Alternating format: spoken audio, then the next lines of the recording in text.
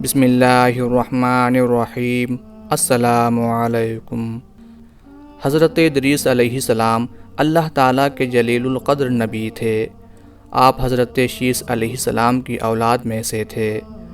آپ کا اصل نام اخنوک تھا، جبکہ قرآن کریم اور احادیث مبارکہ میں آپ علیہ السلام کو ادریس کے نام سے پکارا گیا ہے۔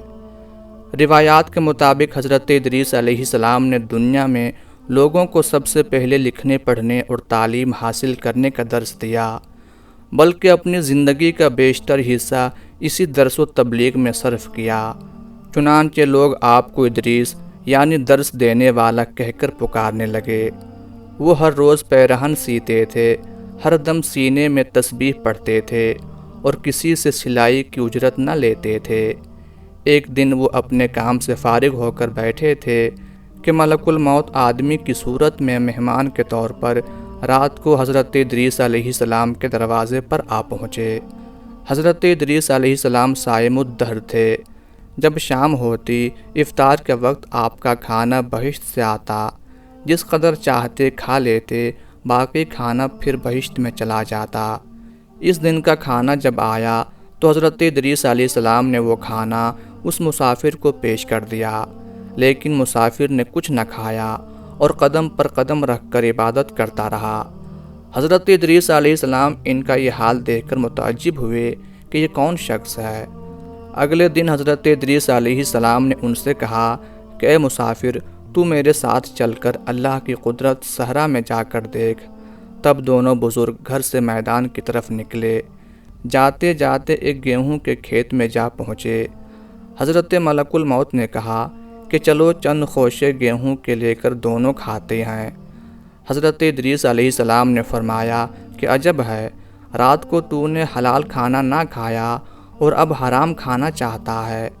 پھر وہاں سے دونوں بزرگ دوسرے باغ میں پہنچے اور وہاں بھی انگور دیکھ کر حضرت اسرائیل علیہ السلام نے کھانے کا قصد کیا۔ حضرت ادریس علیہ السلام نے فرمایا کہ غیر کی ملکیت میں تصرف حرام ہے۔ پھر جاتے جاتے ایک بکری دیکھ کر حضرت اسرائیل علیہ السلام نے کھانے کا ارادہ کیا۔ پھر حضرت ادریس علیہ السلام نے کہا کہ بیگانی بکری کو ذبح کر کے کھانا ممنوع ہے۔ اسی طرح 3 روز تک دونوں باہم گفتگو کرتے رہے۔ جب حضرت ادریس علیہ السلام کو لگا کہ یہ شخص بنی آدم سے معلوم نہیں ہوتا، یہ کون شخص ہے، اور فرمایا کہ خدا کے واسطے ظاہر تو کرو کہ تم کون ہو۔ مسافر بولا، میں اسرائیل علیہ السلام ہوں۔ حضرت ادریس علیہ السلام نے فرمایا، کیا سب مخلوقات کی جان تم ہی قبض کرتے ہو؟ انہوں نے کہا کہ ہاں۔ حضرت ادریس علیہ السلام نے فرمایا، تم شاید میری جان قبض کرنے آئے ہو۔ انہوں نے کہا نہیں، میں تو تمہارے ساتھ خوش طبعی کرنے آیا ہوں۔ حضرت ادریس علیہ السلام نے کہا کہ 3 دن سے تو میرے ساتھ ہے، کیا اس عرصے میں بھی تو نے کسی کی جان قبض کی ہے؟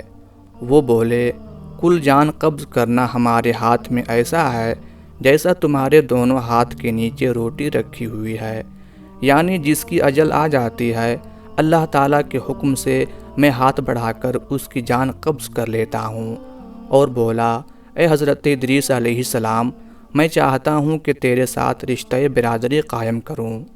حضرت ادریس علیہ السلام نے فرمایا کہ میں تیرے ساتھ رشتہ برادری قائم کروں گا کہ تو مجھ کو روح قبض کرنے کی کڑواہٹ ایک بارگی چکھا دے، تاکہ مجھے زیادہ خوف اور عبرت ہو اور میں اپنے خالق کی زیادہ عبادت کروں۔ ملک الموت نے کہا کہ میں اللہ کی رضا کے بغیر کسی کی جان قبض نہیں کر سکتا۔ تب حضرت ادریس علیہ السلام نے اللہ رب العزت کی بارگاہ میں عرض کی اور پھر جان قبض کرنے کا حکم ہونے پر جان قبض کر لی گئی۔ پھر ملک الموت نے خدا کی بارگاہ میں دعا مانگی اور اللہ پاک نے ان کو زندہ کر دیا۔ حضرت ادریس علیہ السلام نے اٹھ کر ملک الموت کو اپنی گود میں لے لیا اور دونوں نے آپس میں رشتہ برادری قائم کر لی۔ پھر ملک الموت نے ان سے پوچھا، اے بھائی جان، جاں کنی کی تلخی کیسی تھی؟ وہ بولے، جیسے کسی زندہ جانور کی کھال سر سے پاؤں تک ادھیڑی جاتی ہے۔ ملک الموت نے کہا، اے بھائی، قسم ہے رب العالمین کی، جیسا کہ میں نے تیرے ساتھ احسان کیا ہے ایسا کسی کے ساتھ نہیں کیا۔ حضرت ادریس علیہ السلام نے فرمایا، اے بھائی، مجھے دوزخ کے دروازے تک لے چل تاکہ اس کو دیکھ کر خوف الہی زیادہ ہو اور میں زیادہ عبادت اور بندگی کروں۔ تب ملک الموت نے اللہ کے حکم سے ان کو دوزخ کے 7 طبق دکھائے۔ پھر حضرت ادریس علیہ السلام بولے، اے بھائی، مجھے جنت دیکھنے کی آرزو ہے کہ اسے دیکھ کر خوشی حاصل کروں اور عبادت زیادہ کروں۔ پھر ان کو بہشت کے دروازے پر لے گئے اور انہوں نے بہشت کے مناظر اپنی آنکھوں سے دیکھے۔ پھر کہنے لگے، اے بھائی، میں جاں کنی کی تلخی سہ چکا ہوں اور دوزخ بھی دیکھی اور میرا جگر پیاس کے مارے جل رہا ہے، اجازت ہو تو بہشت میں جا کر ایک پیالہ پی لوں۔ تب اس نے کہا، ہاں، اگر تو واپس آنے کا وعدہ کرو۔ شدید پیاس کی وجہ سے حضرت ادریس علیہ السلام نے واپس آنے کا عہد کیا اور بحکم الہی اپنے نالین درخت طوبہ کے نیچے چھوڑ کر بہشت میں داخل ہو گئے، کیونکہ باہر آنے کا عہد کیا تھا اور نالین کو بھی درخت کے نیچے چھوڑ آئے تھے۔ کچھ دیر بعد ملک الموت نے ان کو آواز دی کہ اے بھائی، تاخیر مت کرو۔ تو جواب میں حضرت ادریس علیہ السلام نے فرمایا کہ اے مشفق، جبار عالم فرماتا ہے، ہر نفس کو موت کا مزہ چکھنا ہے، اور اب تو میں جاں کنی کا مزہ چکھ چکا ہوں، اور حق تعالیٰ فرماتا ہے، اور تم میں سے ہر ایک دوزخ میں پہنچے گا، سو میں دوزخ میں بھی پہنچ چکا ہوں، اور یہ بھی اللہ تبارک و تعالیٰ فرماتا ہے، ان کو وہاں کوئی تکلیف نہ پہنچے گی اور نہ ہی ان کو کوئی وہاں سے نکالے گا، یعنی جو بہشت میں آ گیا واپس نہ نکالا جائے گا۔ اے بھائی، اب میں ہرگز نہیں آؤں گا۔ بارگاہ باری تعالیٰ سے آواز آئی، اے اسرائیل، تو حضرت ادریس علیہ السلام کو چھوڑ کر چلا جا، میں نے ان کی تقدیر میں یہی لکھا تھا۔ حضرت ادریس علیہ السلام موت کا مزہ چکھ کر اور دوزخ کو بھی دیکھ کر جنت میں جا رہے۔ تب حضرت اسرائیل علیہ السلام بولے، ہر نبی پر بہشت حرام ہے جب تک بہشت میں خاتم الانبیاء حضرت محمد صلی اللہ علیہ وآلہ وسلم داخل نہ ہوں۔ پھر آواز آئی، اے اسرائیل، میں بہشت کو دریغ نہیں رکھتا، لیکن اول بہشت میں محمد صلی اللہ علیہ وآلہ وسلم داخل ہوں گے، بعد اس کے ان کی امت۔ حضرت ادریس علیہ السلام تو بہشت میں چلے گئے اور ان کے سب فرزند فراق سے گریہ و زاری میں تھے۔ ایک روز ابلیس ان کے پاس آیا اور کہا، تم رویا مت کرو، میں تمہارے باپ کی سی ایک صورت بنا دیتا ہوں، تم اس کو شب و روز دیکھا کرو اور پوجو، اس سے تمہارا سب دکھ درد اور غم جاتا رہے گا اور تم سب خوش رہو گے۔